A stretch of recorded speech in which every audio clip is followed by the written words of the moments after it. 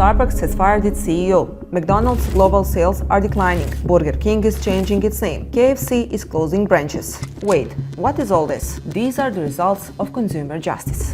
With boycotts, it punishes the big powers and policies that support the Israeli genocide. And here is the outcome of the one-year boycott so far. Laxman Narasimhan, CEO of Starbucks, after just 17 months at the helm, was ousted because of the falling sales due to a global boycott campaign. According to the latest reports, Starbucks sales in North America fell 2% and 7% in the rest of the world, with total international profits falling 23%. And McDonald's, the company that was feeding Israel's army for free, is facing its first global sales decline since 2020. McDonald's revenue fell 12% to just over $2 billion for the second quarter of 2024.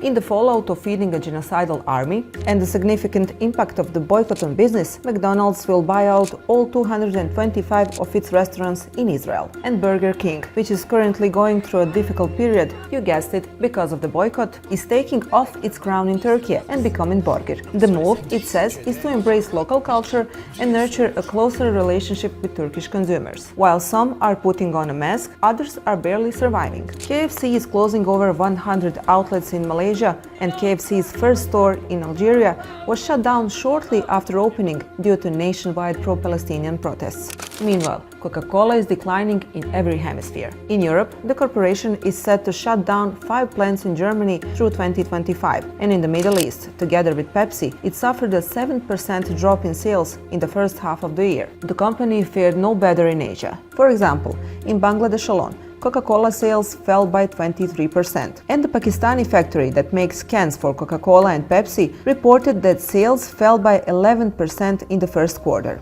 In order to be effective, the effort must be collective, says the BDS movement.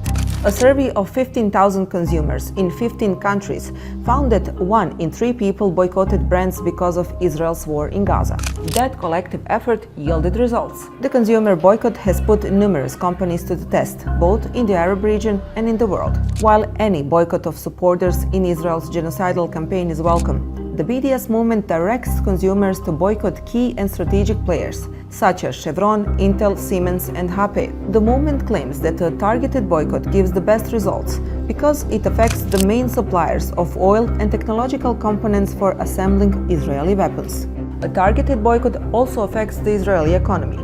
The BDS campaign of a global boycott of the technology giant Intel, which announced in December 2023 that it would invest $25 billion in the construction of a chip factory in Israel, has shown its first results. Intel stopped the construction of that factory, and it's in danger of being cancelled. Why is BDS promoting the boycott of Intel? Well, it's simple. Intel's chips are essential parts for the AI programs that assist the Israeli army in their invasion.